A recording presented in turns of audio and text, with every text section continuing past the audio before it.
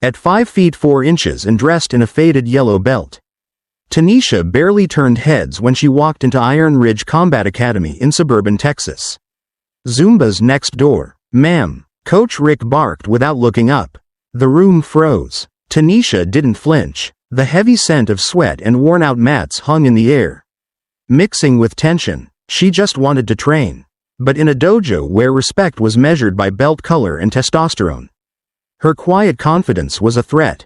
What none of them realized was, they had just mocked a woman who could dismantle them before they blinked. Paragraph 1. Not what they expected. At 5 feet 4 inches and dressed in a faded yellow belt. Tanisha barely turned heads when she stepped into Iron Ridge Combat Academy on a hot Tuesday afternoon in suburban Texas.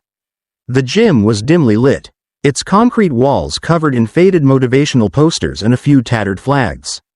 The clatter of striking pads and the grunt of students echoed through the air, mixing with the musk of old sweat and rubber mats. But as Tanisha crossed the threshold, the chatter died for a moment, not out of respect, but surprise. "Zumba's next door, ma'am," Coach Rick called out, not bothering to make eye contact. His voice was thick with condescension, carrying just loud enough to earn a few smirks from the male students nearby. Tanisha blinked once, slowly. She didn't answer. She didn't need to. She simply continued walking, her sneakers whispering across the mat as if her presence alone might disturb their rigid little kingdom. She wasn't here to impress. She was here to train. Coach Rick, a bulky man in his late 40s with sun-leathered skin and a buzzcut, finally looked up. His expression hardened when he saw her yellow belt. "Afternoon classes are mostly for serious students," he added, tossing a glance toward Devin, his assistant instructor, who let out a quiet snort. Tanisha nodded politely. "That's exactly what I'm here for." Rick scoffed. "You sure? We run full contact drills. Ain't like those aerobic kickboxing classes." It wasn't what he said, it was how he said it. His tone didn't just question her skill, it dismissed her very right to be there. The message was clear. You don't belong. She scanned the room. Most students were in their 20s or 30s. Male-dominated, competitive energy pulsed through the dojo like static electricity. In their eyes, she was just another out-of-place middle-aged woman who'd wandered in off the street hoping to find a fun hobby. Her brown skin, modest appearance, and understated demeanor didn't help either. What none of them saw was the quiet tension in her shoulders, not from fear, but from restraint. The years of discipline, tournaments, broken bones, and tested patience were all neatly packed into her stillness. But to Rick and Devin, she was a punchline before she even opened her mouth. "Maybe she's here to sign her kid up," one student muttered under his breath. Tanisha didn't respond. She simply set her gym bag down on the bench near the far wall. Her movements calm and unhurried. Her eyes, though, missed nothing. What Rick and Devin had mistaken for timidity was something far more dangerous: composure. But they weren't ready to learn that. Not yet. And that's when Rick decided to let her stay and watch, a decision he'd come to regret within the hour. Paragraph 2. Measured by the belt. Coach Rick leaned against the edge of the sparring ring, arms crossed tightly over his chest, chewing the inside of his cheek like he had something better to do. "Look, you can stick around," he muttered toward Tanisha, his tone implying she should be grateful for the opportunity. "But don't interrupt the flow. We're not babysitting today." Devin chuckled beside him, especially not someone still trying to earn her stripes. Tanisha gave a small nod and settled onto the bench near the edge of the training mat. She didn't argue, didn't explain herself. She simply observed. From a distance, she watched the footwork, the timing, the breathing patterns of each student. Most were well-conditioned and clearly proud of their routines, but they were also stiff, overly rehearsed, and missing the fluidity that only comes from years of applied combat experience. Rick called out a series of advanced combinations, and the students moved to execute them. The room pulsed with effort and ego. Occasionally, someone would glance her way, expecting her to be lost, intimidated, or impressed. But Tanisha had seen this all before. Years ago, she had once trained under Master Lee Nguyen in Oakland, one of the last instructors to blend traditional Okinawan karate with Filipino Kali and modern self-defense. She'd earned her first black belt at 19. Then another in jujutsu before she was 30. For over a decade, she'd traveled the country as part of a women's self-defense initiative, teaching clinics in high schools, military bases, and shelters. Her name might not be printed in magazines, but in the right circles, Tanisha Washington was known as a quiet force of nature. She'd been off the mat the last 2 years. Life, grief, and obligations had pulled her away. But like any true martial artist knows, the body never forgets. Now, she was back, and in this rundown strip mall dojo in Texas, she'd chosen to enter anonymously, to see how they treated those they assumed had nothing to offer. Clearly, Rick and Devin had already passed the first test, and failed. I mean seriously, Devin whispered not so softly.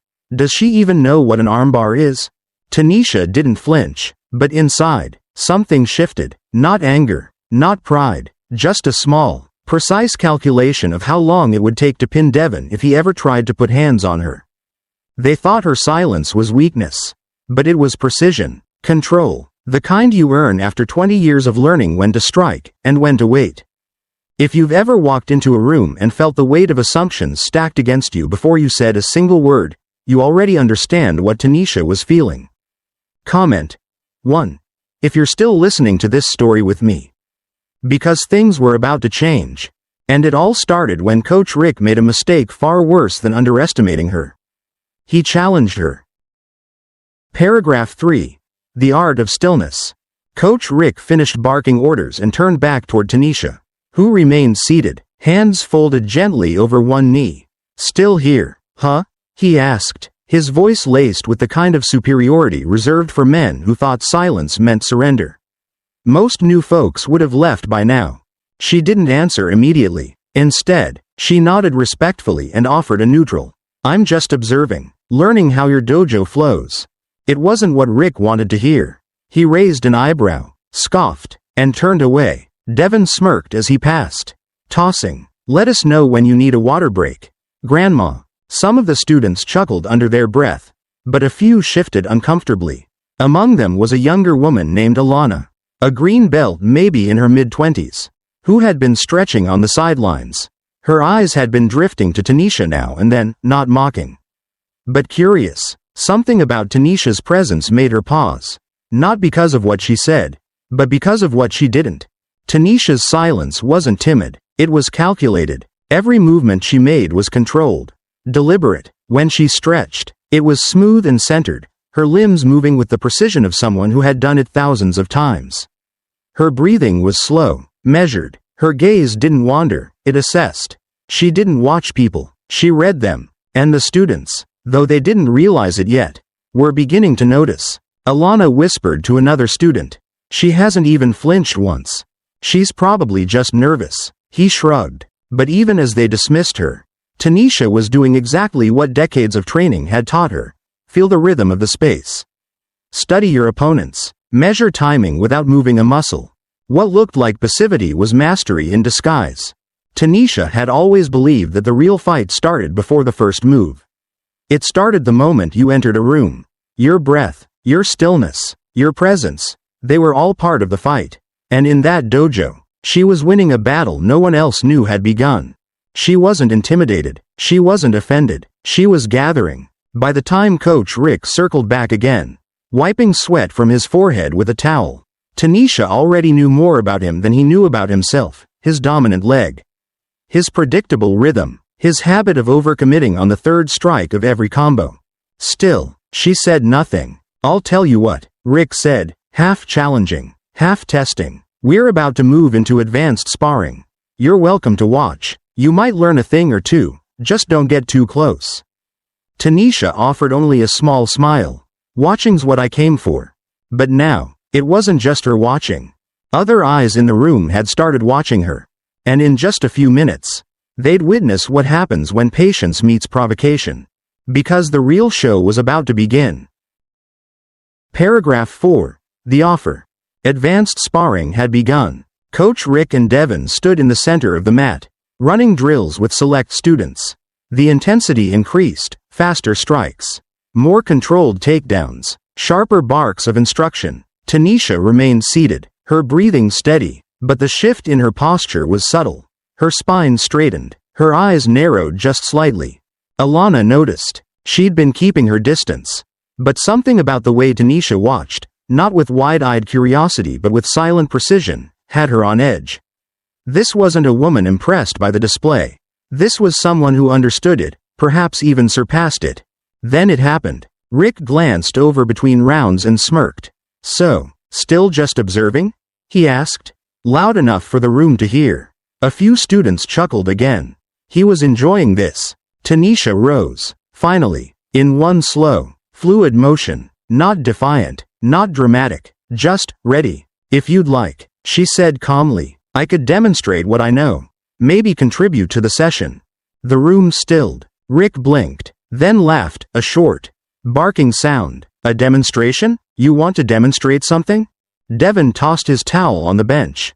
"What is this? A talent show?" But Tanisha didn't waver. Her tone remained level. "You've spent the last hour assuming I don't belong. I'd just like to show you why I'm here." A silence fell over the dojo, not the empty silence of boredom, but the charged kind, the kind that settles in just before a storm breaks. Rick's pride wouldn't let him say no. "Fine," he said, gesturing to the mat. "You want to show off a few forms? Break a board? Be our guest." Tanisha stepped forward. "Your choice. Forms, self-defense, or sparring." The words hung in the air like a gauntlet dropped. Devin raised an eyebrow. "You're serious?" "I am." He looked to Rick. They both saw the opportunity. What they believed would be an easy way to humble her in front of everyone. Rick shrugged. "Sparring. Then, light contact. We don't want to hurt you." Tanisha's lips curled into the faintest smile. "Of course." Alana's eyes widened. She stepped closer to another student. "Did you see her footwork when she walked? She's not a beginner. I don't care what she looks like." Rick muttered, stepping onto the mat, cracking his knuckles. She asked for this. But what he didn't realize was that he was already off balance, and the match hadn't even started. Tanisha bowed with perfect form, then dropped into a stance so sharp, so precise, that half the room instinctively leaned forward. And that was the moment it began, not a fight, but a reckoning. Comment 2. If you're still listening to this story with me. Because what happened next made jaws drop across the mat, and it would forever change the way this dojo saw strength. Paragraph 4. The offer. Advanced sparring had begun. Coach Rick and Devin stood in the center of the mat, running drills with select students. The intensity increased, faster strikes, more controlled takedowns, sharper barks of instruction. Tanisha remained seated, her breathing steady, but the shift in her posture was subtle. Her spine straightened, her eyes narrowed just slightly. Alana noticed. She'd been keeping her distance.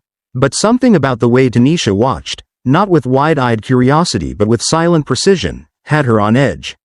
This wasn't a woman impressed by the display. This was someone who understood it, perhaps even surpassed it.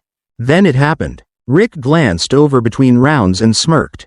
"So, still just observing?" he asked. Loud enough for the room to hear. A few students chuckled again. He was enjoying this. Tanisha rose. Finally, in one slow, fluid motion, not defiant, not dramatic, just, "Ready. If you'd like," she said calmly. "I could demonstrate what I know. Maybe contribute to the session." The room stilled. Rick blinked, then laughed, a short, barking sound. "A demonstration? You want to demonstrate something?" Devin tossed his towel on the bench. "What is this? A talent show?" But Tanisha didn't waver. Her tone remained level. "You've spent the last hour assuming I don't belong. I'd just like to show you why I'm here." A silence fell over the dojo, not the empty silence of boredom, but the charged kind, the kind that settles in just before a storm breaks. Rick's pride wouldn't let him say no. "Fine," he said, gesturing to the mat. "You want to show off a few forms? Break a board? Be our guest." Tanisha stepped forward. "Your choice. Forms, self-defense, or sparring." The words hung in the air like a gauntlet dropped. Devin raised an eyebrow. "You're serious?" "I am." He looked to Rick. They both saw the opportunity. What they believed would be an easy way to humble her in front of everyone.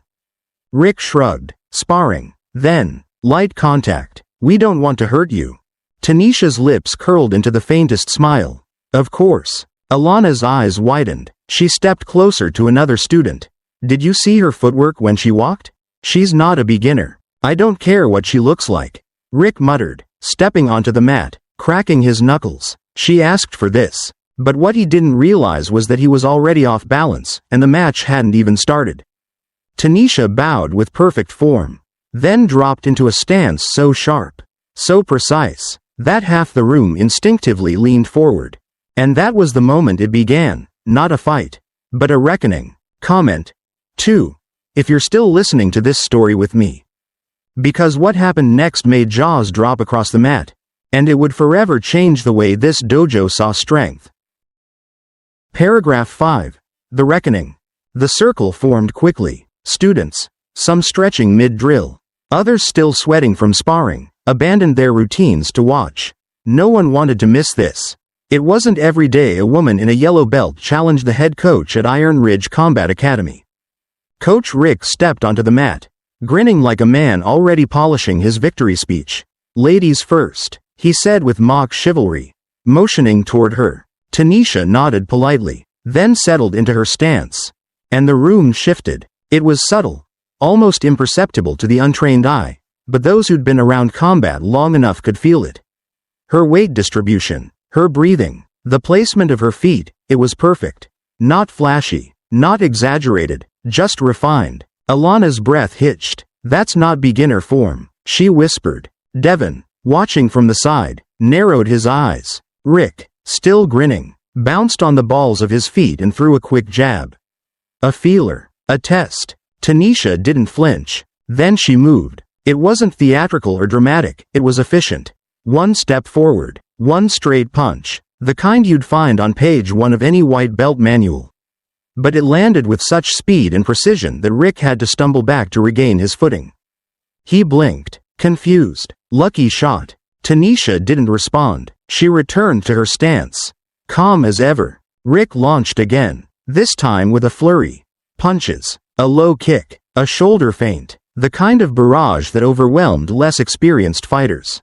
Tanisha moved like water. She slipped through every opening, just barely shifting her center.